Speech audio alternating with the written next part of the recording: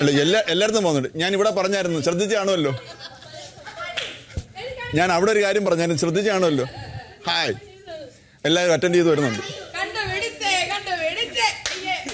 Hello, BigBossMarried.com. എന്റെ അണ്ണ നന്നായിട്ടുണ്ട്.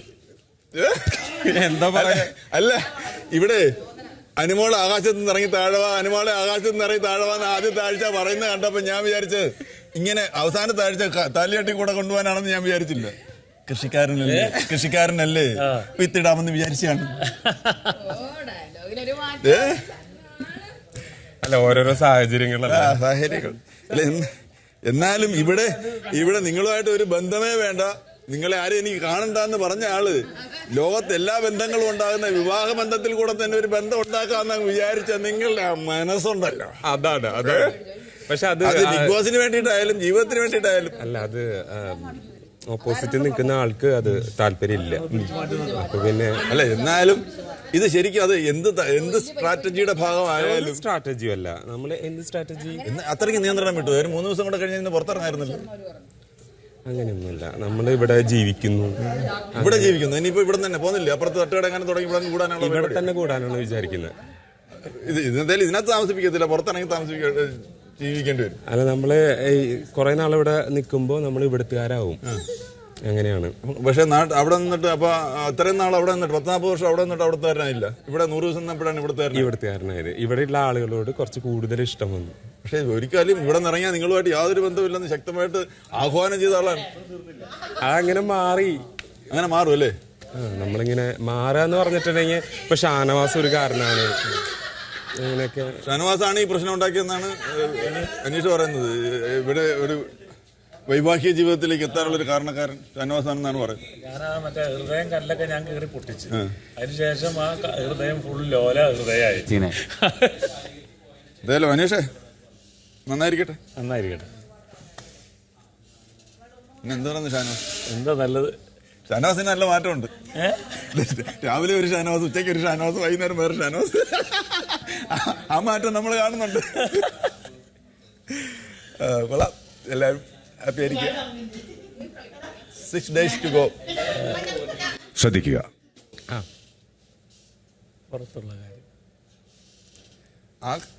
രഞ്ജിത്തിനും ബിൻസിക്കും ശൈത്യയ്ക്കും വീണ്ടും ഈ ബിഗ് ബോസ് വീട്ടിലേക്ക് സ്വാഗതം.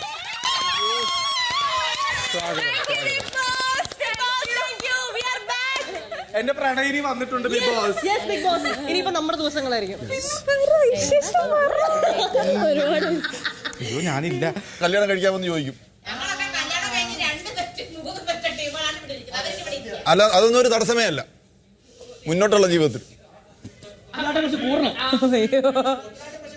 ചായ വേണോ? തരാം. ഇന്ന് ഫ്രൈഡ് റൈസ് ഒക്കെ ഉണ്ടാക്കി വെച്ചേക്കുന്നത്. ഞങ്ങൾക്ക് എന്തായാലും കുശാലായി. ഞാൻ ഉണ്ടാക്കിയത്. ഞാൻ ഇപ്പോഴത്തെ മെയിൻ ഷെഫ്. അതൊക്കെ എനിക്കറിയാം. നീ പല്ലൊക്കെ നല്ലോണം ഉണ്ടാക്കുന്നു. എനിക്ക് സത്യസന്ധമായിട്ട് പറയാനെങ്കിൽ ബിഗ് ബോസ് സീസൺ 7 തുടങ്ങിയ ദിവസം മുതൽ അവസാന ദിവസം വരെ ഉള്ള ആളെന്ന് എനിക്ക് പറയാം ധൈര്യമായിട്ട്. ഈ 100 ദിവസം ഷോയിൽ ഇടയ്ക്ക് ഒരു 92 ദിവസം ലീവ് എടുത്ത് വീട്ടിൽ ഇരുന്നു എന്നുള്ള ഒഴിച്ചാൽ ബാക്കി എല്ലാ ദിവസവും ഞാൻ ഇവിടെ തന്നെ ഉണ്ടായിരുന്നു. തുടങ്ങിയ ദിവസം ഉണ്ടായിരുന്നു. മീശ വെച്ചിട്ടില്ലായിരുന്നു. ഇവിടെ നിന്ന് കിട്ടിയ മീശയല്ലേ. ഇനി ഇവിടെ നിന്ന് പുറത്തിറങ്ങുമ്പോഴേ ഞാൻ മീശ ഒഴിക്കുന്നു ശപഥം ചെയ്തിരിക്കുക. ഇത് പാഞ്ചാല ശപഥം. വരുന്ന സമയത്ത് മീശയില്ലായിരുന്നല്ലോ. ഒന്നുമില്ലായിരുന്നു. ഇവിടെ നിന്ന് കുറെ രോമം പുറത്തിറങ്ങി. ഞാൻ ബാക്കിയുള്ള എടുത്ത് കളഞ്ഞു, മീശ മാത്രം വെച്ചു. ഇതിന്റെ ഫൈനൽ കഴിയുന്നു, മീശ കളയുന്നു, വീണ്ടും പഴയ രഞ്ജിത്തായി എവിടെയെങ്കിലും ജീവിതം തുടരുന്നു. ഇത് നല്ല രസമുണ്ട്. ഇത് ഇതുവരെ വയ്ക്കാൻ പറ്റിട്ടില്ലായിരുന്നു. ഈ ലുക്ക് അടിപൊളിയാ. ലുക്ക് നല്ല രസമുണ്ട്, നല്ല മാറ്റം. ലുക്കും ഒക്കെ ഉണ്ടായിരുന്നു, പറയാൻ വാചകങ്ങളുണ്ടായിരുന്നു, ചെയ്യാൻ കാര്യങ്ങളുണ്ടായിരുന്നു. പക്ഷെ അതൊക്കെ വീട്ടിൽ ഇരുന്ന് ഇപ്പൊ കുടുംബത്തോടൊപ്പം ചെയ്തു തീർക്കുകയാണ്.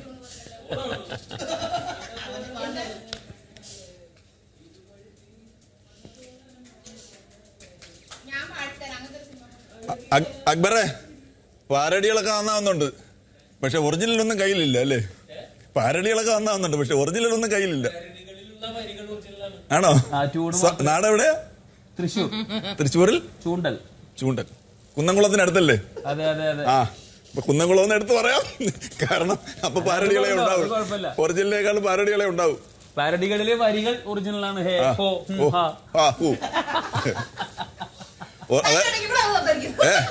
ആ ഏരിയ എനിക്ക് ഇച്ചിരി പേടിയാ.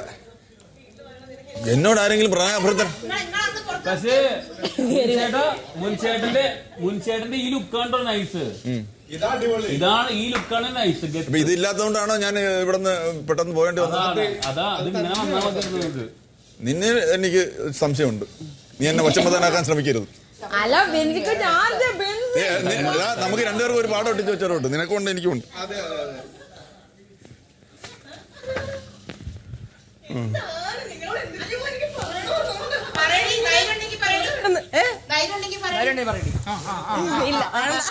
ഇതൊക്കെ എപ്പോഴത്തേക്ക് വെച്ച് നമുക്ക് രണ്ടാമതൊരു അവസരം തന്നതാ. ഇതും കൂടെ നീ പറഞ്ഞില്ലെങ്കിൽ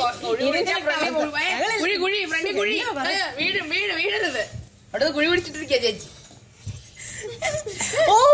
ഇവിടെ ഇവിടെ ഇല്ലേ ബിൻസി?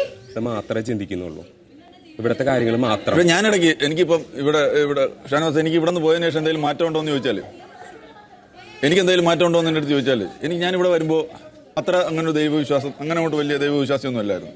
പക്ഷേ ഇവിടെ വന്നതിന് ശേഷം എനിക്കിപ്പോഴും മനസ്സിലാത്തൊരു കാര്യം, 3 പേരെ ക്യാപ്റ്റൻ ആക്കിയത് ബിഗ് ബോസ് അല്ലേ? എന്താണ് അപ്പൊ അവിടെ പ്രശ്നം? നിങ്ങൾ നടക്കേണ്ട ക്യാപ്റ്റൻ ആയതല്ലോ. ഇല്ല, നമ്മളത് ഇനി പറഞ്ഞിട്ട് കാര്യമില്ല. അത് അല്ല, വേറെ എത്രയോ പേര് ഡ്യൂട്ടി ചെയ്യാതിരിക്കണം, അതൊന്നും ആരും പറയണില്ല. എല്ലാ ക്യാപ്റ്റൻസിലും നമ്മുടെ ഫസ്റ്റ് വീക്ക് എടുത്തോട്ട് നോക്കിയാൽ എല്ലാ ക്യാപ്റ്റൻസിലും ഇതെല്ലാം സംഭവിച്ചിട്ടുണ്ട്. നമ്മൾ ശരിയും തെറ്റുമെന്ന് പറയുന്നത് ആപേക്ഷികമാണ്. സാഹചര്യങ്ങളാണ്. അത് സാഹചര്യത്തിനും സമയത്തിനും അനുസരിച്ച് മാറും. ശരികളും തെറ്റുകളും സത്യവും മാറും. ഇപ്പൊ സത്യം മാറണ്ടോന്ന് എനിക്ക് സത്യം മാറുന്നില്ല എന്നാണ് ഞാൻ വിശ്വസിക്കുന്നത്. ഇപ്പോഴത്തെ ഇന്നത്തെ സത്യമല്ല നാളത്തെ സത്യം. സത്യം സത്യമായിരിക്കും എന്നാണ് ഞാൻ വിശ്വസിക്കുന്നത്.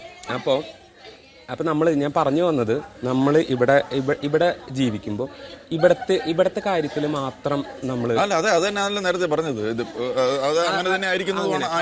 നമ്മൾ നേരത്തെ കിടന്നുറങ്ങുന്നു, നേരത്തെ എണീക്കുന്നു, ഇവിടുത്തെ കാര്യങ്ങളിൽ മാത്രം ശ്രദ്ധ കൊടുക്കുന്നു.